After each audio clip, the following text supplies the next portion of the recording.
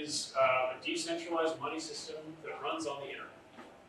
It's also known as a cryptocurrency, so we call that cryptocurrency. It's an energy-based money system, it's a decentralized money system, and it's currently live and people are using it worldwide. Thousands of people are using it concurrently worldwide. So I'm here to just talk about it, let you guys know what's up. I think it's really cool and I'd like you guys to learn about it. So the first question people think about when they think about money system, cryptocurrency, they think about what is money in the first place, right? What are we really trying to build here, right? And usually we think about money as a medium of exchange, right? That means that it's like the thing in the middle between two goods or services, right? Like if I want to buy something from you, if I want to sell something to you, usually I'll take something in exchange. And instead of bartering with you, I use something called a medium of exchange, okay?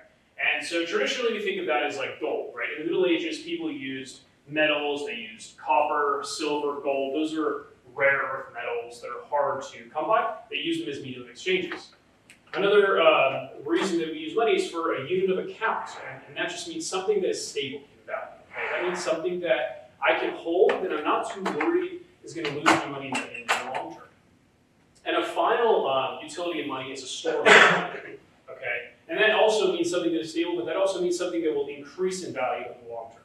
Right? So I want a medium of exchange, I want something that people will accept. I want a unit of account, right? I want something that's standardized, that maintains its value, and I want something that will also increase in value in the long term. And people used gold originally as those three. But the problem with gold is that it is very expensive to transfer. Okay, so if I want to send gold to somebody to China, right, or across the world, when we went into the industrial age, we created a mechanism to send gold to people without having to transport it, and that was called gold-backed money, or the dollar. The dollar was actually one of the first gold-backed monies. The British pound was another one. And so when we had gold-backed money, I could give you a dollar bill, or I could give you a bill that represents, like, let's say 1,000 kilograms of gold in a bank vault somewhere, right?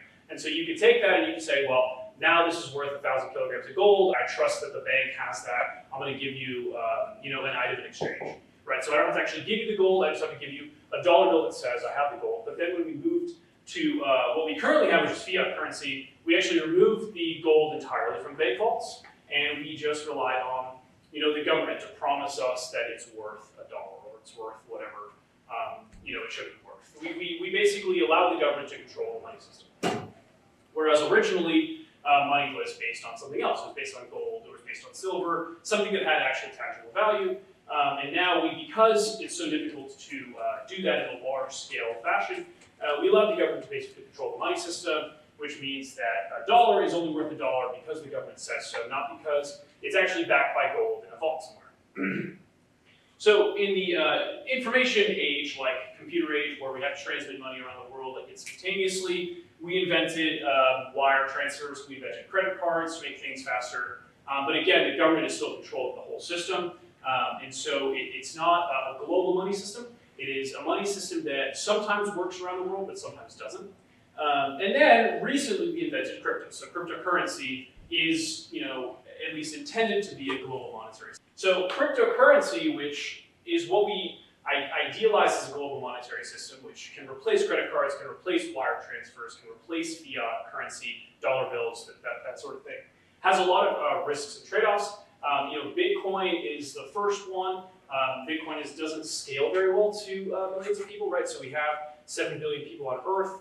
Everybody on Earth deserves a chance at financial freedom. Everybody on Earth deserves some kind of banking mechanism, a mechanism to transfer value to people. Bitcoin won't work for that because it's too expensive to use when a lot of people use it at once. And that's basically the main Achilles heel of Bitcoin, is that they refuse to upgrade their code base, they refuse to increase capacity for more transactions, and that basically limits it to wealthy individuals. But it does seem to work as a store of value, right? So, like I said, there's three main things we want to tackle. We want to tackle a medium of exchange, a unit of account, and a store of value. And Bitcoin offers a store of value. And Ethereum offers something a little bit more interesting. It's a financial system where you can actually build applications on top of it. It's not a store of value.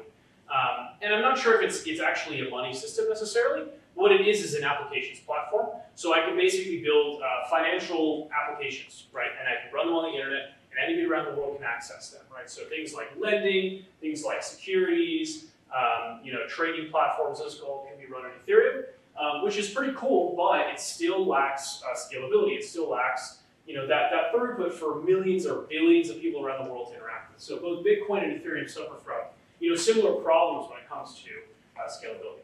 So we've also built these stable coins, okay? So people in crypto decided they don't want to deal with Bitcoin and Ethereum going up and down 50% every day.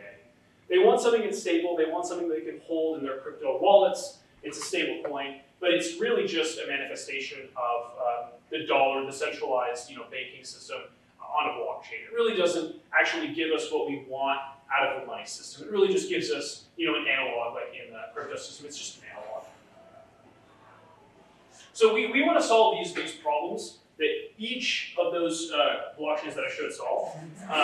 They solve them in different ways, and we want to solve all of them together. And we want to solve them in a way that anybody around the world can interact with without having to worry about high fees, without having to worry about interacting with the US government or dealing with the US government. And these problems are kind of listed on this slide. It's like we want to make money functional, we want to make it usable, we want to make it massively scalable, we want to make it stable as well, so like a stable monetary system, like a tokenized dollar, because those three problems haven't really been solved by any single monetary system or cryptocurrency yet. So Quai Network is basically the solution to those problems. We are working on several different ways to solve those problems, and we have already accomplished the majority of them. And I'm going to go into each one of those solutions individually, but these are kind of like the higher level overview of like our tech, right? I'm not going to go into the tech too deep. This is what I actually believe a few things about our blockchain that ring to be true. So for example, if we can support 50,000 transactions per second, like we believe that to be enough, right? We also believe that a settlement network needs to be integrated and homogeneous. So at the same time to interact with somebody, it's not good enough. It's not going to work. We believe that homogeneity is necessary for a decentralized money system. And we also believe that in order to scale, we need to achieve something like 50,000 transactions per second. And that's what we accomplished basically in our system, is those things, homogeneity between blockchains at least 50,000 transactions per second. You can think about Quai Network as kind of like that base layer for finance, for commerce, that achieves those three pinnacles that I described previously. So we have Bitcoin as a store of value.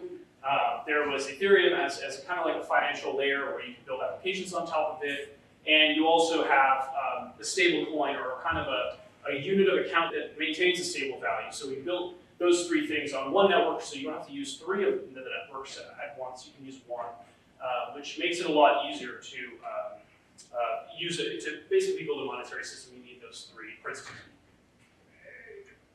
So I'm going to talk about our Chi token mostly. But so we have two tokens in our network, okay? Two stores of value, two units of account. And the reason we have two is because one of them has an inflation schedule that trends towards zero. That's Quai. The other one is called Chi. It has an inflation schedule that is constant and fixed. So that means that the Chi token inflates over time, just like the dollar does. The Quai token trends towards zero inflation, similar to Bitcoin. Okay, so Bitcoin eventually will have no inflation, meaning no new coins will be created. The same is true for Quai. But Chi will always have new tokens created. This basically allows us to create a system where Chi is a more stable unit of account, although it inflates over time, and Quai is a store of value that is supposedly going to increase in value over time, but certainly the inflation of it, which is what is the most important facet, that the inflation of Quai trends towards zero over time. So again, like I said, we have two tokens that have different issuance schedules in Quai Network. I'm going to skip this slide. There's too much text on it. So we've basically decided that in order to create a stable currency, it has to be backed by something. It has to be based in something. And we decided energy. Okay, so both Chi and Quai are basically mined, but Chi is really built or mined through energy directly. So when you have a computer, right, and a computer produces hashes, eventually you're going to find coins. Let's say in Bitcoin, right? Eventually you're going to find Bitcoin when you are doing the mining computation power with your computer. And in Bitcoin, you produce Bitcoin every time you find what's called a block. And over time, you basically produce less and less Bitcoin. And that's because the Bitcoin inflation schedule trends towards zero. And so similarly, the Quai inflation schedule trends towards zero. Now, chi is directly proportional to the amount of energy you've used. Okay? And so let's say one hash costs me like 1 penny in energy. And that's not necessarily true, but I'm just giving an example. If you have one hash costing about 1 penny in energy to produce, you would actually get about 1 penny worth of chi. So we can basically measure what the input energy is, and we can give you an amount in chi that is proportional to that input in energy. We chose energy because energy is everywhere. It's valuable around the world. It's valued in different amounts around the world, but it is a valued and necessary part of life. Energy, that is electricity, that is generated through, there's many different mechanisms, solar power, burning gasoline. Energy is necessary for future progress, and we believe it to be a good unit of account. It's just impossible for me to transmit energy to you, right? So like if I wanted to pay you an energy, I wouldn't be able to actually do that because I can't send you energy to your bank account. I can't send it over the grid to your house, to your battery, because those mechanisms of transfer are not scalable. So what we did instead is we said, okay, we want a currency that can only be generated by energy, and that we can actually measure how much energy was used to generate it. Okay, and that's chi. Chi is basically a currency that is generated through energy, and we have a controller that measures how much energy is used to create chi, and we give you basically the chi in return for the energy that you have spent to create it. So this is again a little slide describing how chi is created, and there is a controller that allows you to convert chi to Quai, and vice versa. You convert chi to Quai or Quai to chi, and we basically measure the market dynamics of those trades. And we build a controller that keeps the price of chi on the market close to the production cost. So the production cost is in energy, right? Energy has a dollar value, but we don't really think about dollars necessarily. We think about in units of chi. But for the purpose of the presentation, I would just say if it costs $1 energy to produce a chi, we have created a controller that will basically have chi at the price of $1 on a market, a secondary market outside of the system. But the system can still measure what the production cost is. Okay? So the system measures that the production cost of chi is over $1 or whatever we decide it should be valued to, but I'm just going to say $1 for now. The system will produce chi to lower the price so that it meets the dollar. The price of chi on a secondary market is below $1. The system will then reduce the inflation rate of chi and allow you to convert chi to Quai, which burns chi, reducing the supply of it, and that causes the price on a secondary market to basically go back to the production cost, which is around $1. I hope that makes sense. The idea is basically that we want a currency that is sort of pegged to its production cost in energy, and we set a production cost and we built a controller that allows the market price to meet that production cost like 99% of the time. So that when you want to use it as money, it's always worth about the same amount in units of energy, okay, in units of electricity, rather than in dollars. It's hard to think about it because everything is priced in dollars, but we want things to actually be priced in units of energy or units of chi, which is kind of proportional to energy. We think it's a better pricing mechanism because it doesn't rely on the government to price things. It relies on free markets to price things. So I was talking about chi, and chi is like I said, our energy dollar. It's our energy currency. It's kind of tied to the price of energy, but the system itself has its own consensus mechanism that helps people send and receive transactions. The nodes in the network run a consensus mechanism called proof of entropy minima. I won't go too much into it, but on a technical level, it basically allows the network to be faster. We can process thousands of transactions per second using this mechanism. If you want me to go into detail about it technically, you can always come to me and I'll explain it. But generally speaking, it allows us to do broadcast-only consensus. So when we send transactions, we send blocks. We don't need too much peer-to-peer communication to get the blockchain to come to consensus on the state of the transactions. It just happens a lot faster than in traditional block. This is another more technical slide. Generally, we have a hierarchy of blockchains, and they're all interoperable. So you want to send money to someone, it may be going to a different chain in the network of chains. But again, it's not really something you need to worry about too much. It's just something that happens on the back end, right? So if my address is on shard 0 and your address is on shard 1, and I want to send money to you, I just have to put in your address, and the money will get transmitted to your your wallet, the blockchain that your wallet lives on, which is a system that doesn't exist currently because right now people use a lot of different chains in cryptocurrency. Importantly, if I want to send money to your chain, the one that you're using, I actually have to use a bunch of different bridges and wallet mechanisms, and it's pretty complicated, especially for new people that don't really, or that aren't super familiar. But our system makes it super easy. You just type in their wallet address, which can be abstracted as a username, and then we'll just directly go to wherever the chain that they're using is, rather than you having to think about how to route it. So the reason that we do it this way with many different chains is because we basically think about a blockchain as a small subunit in a network of chains. Okay, so we want a global monetary system, but we also want people to interact really, really easily in the same geographical area. Okay, so the majority of transactions that you do on a day-to-day basis are in a small geographic area. We call it a subunit or a shard, and in that unit, the majority of transactions take place. So we make the units basically their own blockchains. They're very fast because everything is located geographically close. Really low latency. We basically optimize the network to reduce latency for transactions. And that allows basically people to transact really, really quickly for people that are physically close to.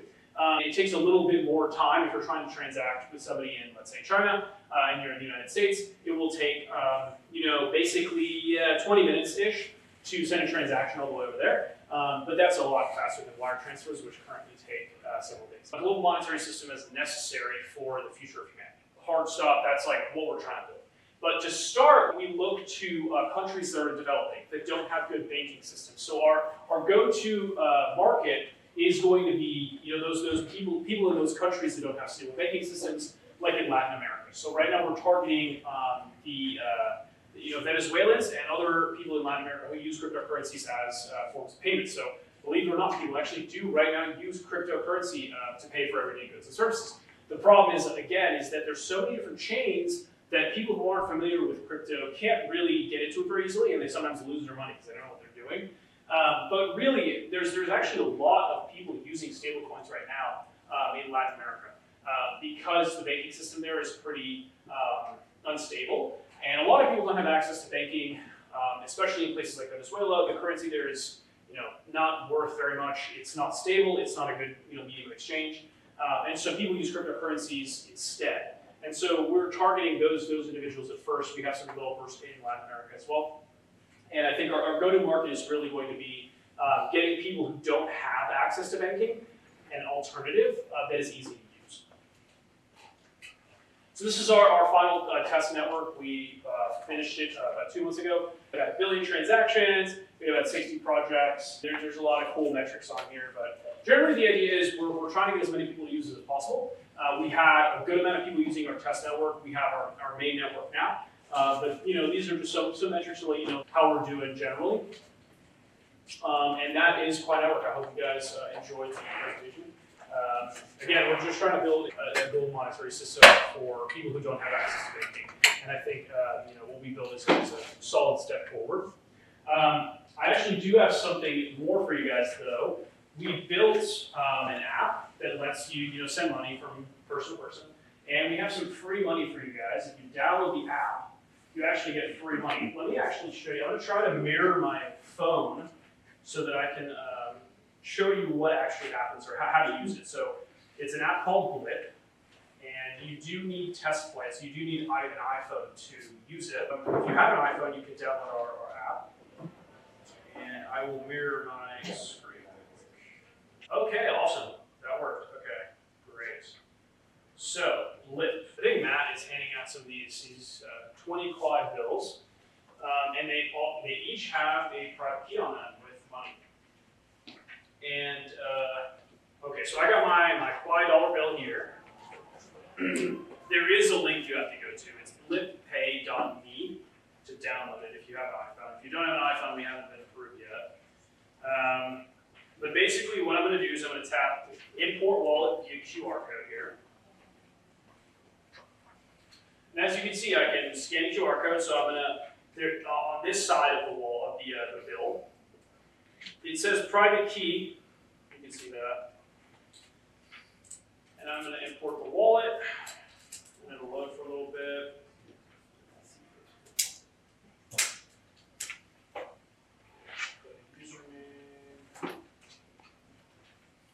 Cool. Now that's my wallet. So I just imported a wallet via these dollar bills. And you can see here I have about 20 Quai in my wallet. And basically I can send money. I can send money by scanning a QR code. So if you had a QR code here, I'd be able to scan it. And I can also receive through the same QR code. And so this is basically just a really simple app, but it's an MVP that shows how we can build the future of finance for people who don't have access to banking. Right? It's super simple. Right? It's an app that lets you send and receive money, and you can send them to whoever you want. You can receive from whoever you want. You can also give somebody an actual dollar bill physically that represents value that they can use. Right? If they don't have a wallet, if they don't have a phone, they can temporarily hold on to this bill that acts as money. I'm kind of curious. I understand how mining difficulty works in Bitcoin, right? Where you organize your transactions, you have a payment to yourself at the top. Yep. You then have a nonce, and it's just a random number that you use once, and then you hash that. And the leading number of zeros is to match the expected mining difficulty, and that averages out that we want to hit about 10 minutes per block. Correct. What I don't understand is the setup for Quai and then Chi. And then the follow-up to that is you were talking about Chi being dependent upon kind of energy costs in the market. And that's really interesting, right? Because of Texas in particular, we have a mix of renewables and different things. Last night there was actually a really cool talk right in the room about micro fission reactors that are the size of hopefully you can load it on basically the back of a pickup truck. And we know that in the Texas market in particular, on a nice windy night, you have an energy market that goes negative. Mm-hmm. And you can take advantage of that for sure. Yeah, I was really curious about how does that affect the underlying value of the Chi token if, at midnight plus 7 minutes, the energy market is now negative for energy. Yeah. Right? No, yeah, absolutely. So how does that affect the fundamental value of the Chi token itself? Yeah. Because I've never heard of a dollar going negative. You know what I mean? I mean, it's certain negative interest rates, but not necessarily where the base value is negative. Right. So energy is, like you said, it's pretty volatile sometimes. Okay, and you're right. Chi is mined through energy, right? So is Quai. And if you'd be able to get energy for basically negative, right, you'd be paid to mine Chi. Now, our system allows us to measure the average cost of energy around the world. So you have to think about this as a whole system of miners that are all collaboratively mining together. So if it's not profitable for a miner in one country to mine, they won't. If it's profitable for you to mine, you will, if that makes sense. So it's possible that you can do it profitably, absolutely, and I don't doubt that. It's also profitable for you to mine Bitcoin during the same period of time as well, right? It might be more profitable for you to mine Chi than Bitcoin during that period of time. But again, it's really just dependent on how much energy you can buy at the time and how much mining power you have and the price of energy at the time, right? But it is an average, right? So in aggregate, it's unlikely that energy goes negative in value, just because energy is really necessary for survival of the human race, pretty much. But I do agree that there are times where you could mine Chi profitably, super profitably, if you just hook up a miner and start mining it if the energy prices are zero. It would affect the average price of Chi overall. Again, on average, it's really unlikely that everything would just go to zero. The price of energy would just, in aggregate, go to zero. Oh, okay. But, cool. But yeah, you'd definitely be able to do it profitably in that scenario. In a regional Texas market, the price can get really low, or for historically Bitcoin mining in China, right? Yeah. Often the mining pools were actually set up right next to hydroelectric dams. You're taking advantage of renewable energy that way, which is what made their mining really, really cheap. They're regulated out of the region. Yeah, I mean, I'm all for it. I think if you can mine cheaply, then it's great. It contributes to the security of the network. The security of the network grows as more people mine it. If there's more people mining, it's more secure. If you can mine it properly, then great. To answer your second question, or your first question, so basically Qi is minted proportional to difficulty, right? So difficulty is basically like, how many hashes does it take to find a block, or to find Bitcoin, right? How many hashes does it take? And based on how many hashes it takes, the difficulty is like the average. It's really not like literally how many hashes it takes, it's the average number of hashes it would take to find a block. That's what difficulty is. Okay, so it's not leading zeros in this case, it's the number of attempts. Right, it's difficulty, yeah. And so we basically say, you know, 1 hash is like the smallest unit of Qi, kind of. And so if you have to do 100 million hashes, right, to find a block, that's how much Qi you're gonna get, right? You're gonna get Qi based on the input, which is the hashes. We view hashes like as a direct analog to energy. So the more hashes you produce, the more energy. And so the more hashes you produce, the more Qi you're going to get. So it's directly proportional to difficulty. And Quai is, it's different. Quai is logarithmically proportional to difficulty. So as difficulty goes up, Qi inflates. Actually, more Qi is mined as difficulty increases. And Quai increases as well as difficulty increases, but at a much slower rate, and it trends towards 0 over time. So they're pretty different, but they're also similar in the sense that as the network grows, Quai and Qi also grow in supply. And another fundamental difference between Quai and Bitcoin in particular is that, if I understand it correctly, at least what I remember is that Quai is more GPU bound. Correct. Whereas with Bitcoin, we have this kind of arms race that keeps on going with ASICs. Very true, yeah. So Quai is prog-pow, which means that it can only be mined by a GPU, prog. If you try to mine it with a specialized device, the specialized device would either have to be a GPU or be so close that it's not like really worth it to produce something else, because the algorithm itself like changes every few blocks, and when it changes, a specialized device also has to like operate on that change as well. So basically, you can only mine with the GPU profitably. That's the idea behind it, and that means that we can actually say, you know, this is how much energy it takes to produce a hash, right? Because if we weren't able to do that, you could say, oh, I can produce a device that does it 100 times faster, right, and 100 times more efficient, and that would basically break our ability to measure the energy input. But because we are like 99% confident you can't produce something more efficient than a GPU, you really can't, or you really can measure the input energy cost to produce hashes. It's pretty proportional. It's like a direct analog. You just have to like do some measurements, and you can say, okay, this is how much energy was input to produce this many hashes. And we also have the controller as well, which allows for gradual improvements in efficiency. So if today it costs me, 1 kilowatt to produce 10 million hashes, and in 5 years it costs me half a kilowatt to produce 10 million, the controller actually adjusts for that as well. And so we can adjust for things like that where things become more efficient. But but it won't be as fast as like in Bitcoin, where a specialized mining device is like 100 times more efficient than a GPU. I feel like I'm monopolizing the conversation here, but no, you're good, man. So Bitcoin is intentionally slow because you want to have a global sync state. Like 10 minutes is enough time for the speed to circle your break few times. Whereas conversely, we see like in the Solana ecosystem, they have a really tight sync state that causes a geographic collection towards Europe. Other chains as well, like Moss, et cetera, I think have a similar problem. I'm curious about how do you manage sync state? Like, because this is, I think, a unique property of Quai, right? Where you have this progressive buildup, and you have this like, what would be in a traditional model look like merge mining. You have kind of a similar but different view. It's merge mining, yeah. I didn't say that because nobody here knows what that means, but yes, it is merge mining. So it's a hierarchy of blockchains, but I'm going to say specifically to answer your question, we have many different blockchains. So each of these dots, you can think of as a blockchain itself. We don't have that many. Actually, we only have one that's running on mainnet right now. But as demand increases, there's more people using it. Actually, the network itself will shard. The network itself will actually create new blockchains that are interoperable to satisfy that demand, right? So, like you said, it takes a certain amount of time for transactions to propagate around the world, right? Because of the speed of light, because of latency, Ethernet.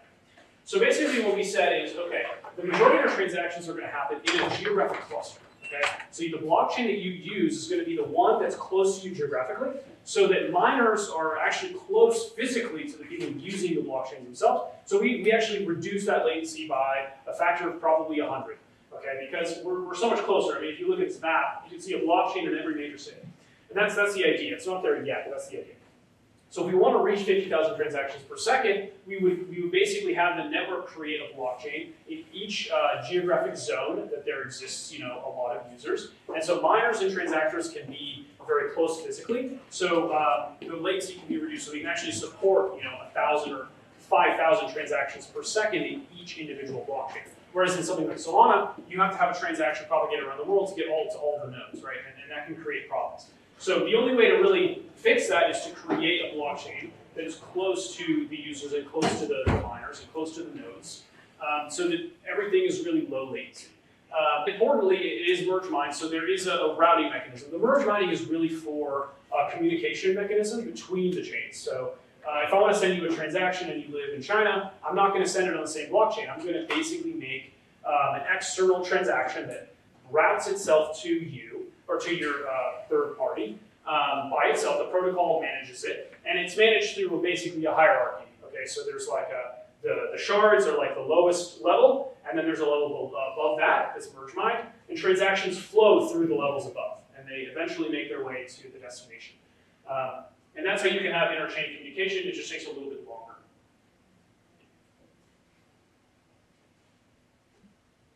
Cool. We've been told 8-second confirmation around the world with 100 shards, probably like an hour until you can access them. So it's about an hour until what we consider finality. Right. Yeah. So you want the transaction to get into a wallet that's like in a faraway shard. I think about an hour. It would take about an hour. But that's with 100 shards, right? So that's 50,000 transactions per second. Right now it would be we actually only have one shard. But if we added another shard because of demand, we would be looking at probably about a minute. Who actually controls the creation of the shard? It's actually dynamic. It's so based on anybody could really create a shard theoretically if they wanted to. It's based on demand. So that means if you were like trying to create one, it would take a lot of money because you'd have to pay fees. So the way it works is as blocks fill, as the blocks are like full, the gas limit expands. And eventually the gas limit stops at a point where the uncle rate or like the orphan rate, which is like the rate at which the network can't produce blocks together basically, gets so high that it stops working very well. And so it's not like it'll break or anything like that. But what happens is there's just too much demand. We can measure that demand by the uncle rate and by the block fill rate. And we add a new shard dynamically if that rate sustains itself for like a period of 1 to 2 weeks. I think it's about 2 weeks. So if the period of demand sustains itself for 2 weeks, the fees will actually become higher, but only for 2 weeks. We'll add a new shard dynamically, and people can like use both, and that reduces the fees and reduces the load, and basically that's how the network operates. So over time, more shards are added, but to add a new shard, I mean, it would, basically what we were describing as like an attack where somebody tries to like artificially create a new one, that would take a lot of money in fees. Is that how the network systematically prevents inflation from running rampant is by increasing those fees, like given that there's not a fixed supply? No, I mean the inflation rate is actually like already like predetermined by an algorithm. It's not related to fees. The inflation rate, which is like the rate at which new money is like minted, is based on the algorithm itself. So the algorithm basically says over time that rate goes down. The rate at which new money is created every time a miner finds a block, for example, that rate goes down over time. Just like in Bitcoin. So Bitcoin has what's called a halving. Every 4 years, the block reward halves, so the inflation rate goes down. We have something similar, but it's a lot faster. It's a lot faster and more dynamic. In Qi, though, the inflation is like constant, and it's directly proportional to the input energy. So like if more people are mining, more people are putting energy into the system, more Qi is created, basically. Does the algorithm have like a target inflation? Yes, it does. What is that? It's pretty high for the first year. I think for the first year, we're targeting probably 40% inflation, and then it like drops down pretty fast. But because right now, I think there's like 400 million tokens, and it targets, I want to say it's 200 million per year. I could be wrong about that. But right now, it's like 200 million tokens because it's 160K per day. I need to do some math, but I can figure it out. But I think it's like 40%. So to start with. I mean, that's really high, right? The reason it's really high to start with is because we want to make the currency pretty decentralized. We want to give it to as many people as possible. So when somebody mines the blockchain, they're getting a pretty hefty reward right now. How do you, as like an organization, make money? Is that you hold ethereum? Well, so we have a structure. We have a foundation, which is called the Quai Foundation. We have a company called Dominant Strategies, and I work for the company. And the company gets paid in tokens by the foundation, basically. So we're paid to maintain, to build it. We were paid to build it, and we're also paid to maintain it. And there's like basically like a fixed schedule where we get tokens basically paid through the foundation. So what's interesting is that we don't intend on being a profitable company.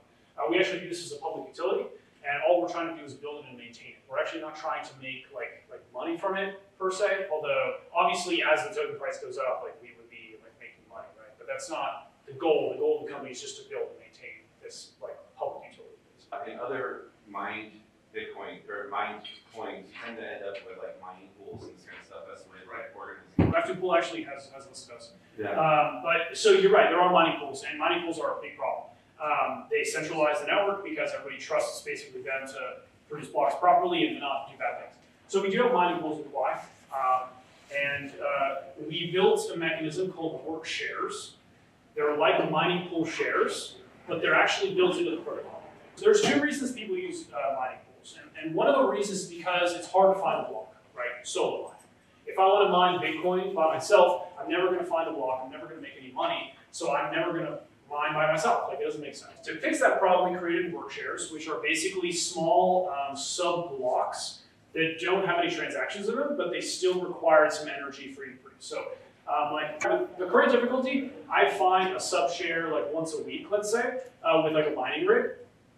And as the difficulty goes up and up and up, we would be able to reduce the sub-share difficulty, or the work share difficulty, but the idea basically being that you can always get a consistent income without finding a block. You actually never need to find a block. You still will, because it just will naturally happen. Maybe every 4 months or something you'll find a block. But solo mining is actually profitable in our network, and that's how we think we can combat mining pools, like the centralization that is mining pools. Because mining pools charge you a fee, right? Mm-hmm. So if you run your own node and you mine work shares, you get the same money, but you wouldn't have to pay a fee. And so right now, mining pools are free. I don't think it's going to stay that way, but right now there are some mining pools on Quai that are free, so people don't really care that much. But in the future, as mining pools charge fees, I think you're definitely going to see miners choosing to mine solo because it's just easier. You get money, like just like a normal block would. It's just like you do have to run your own node. So that is something we're considering. Is like, how do we make nodes easier to run? How do we make them more stable? Like on Windows right now, it's not very stable. So we have to improve stability for Windows because most people who run miners, they use Windows, I'm pretty sure, or Hive OS. But yeah, it's a matter of you choosing to pay the pool fee or you choosing to mine yourself. That's really the difference in our network, whereas in most networks, you choose to mine in a pool because you'll never find a block by yourself. It's also like a consistent output. Like you're consistently rewarded as a miner in a pool. In the same way, we're consistently rewarding miners in like Quai Network. Yeah. Well, just to say that like if a mining pool is capturing say 30% of the blocks, you can actually calculate your ROI and build your own mining company appropriately. You can model that economically very well. It's not a randomized output, right? And so that's for professional miners. That's like a thing that they lean on just as part of the business model. Right. And so, like, while you say that miners are all getting paid out, that's correct. But it's in Quai Network, it's more randomized, is it not? Because exactly for the matter that you do not have these pools.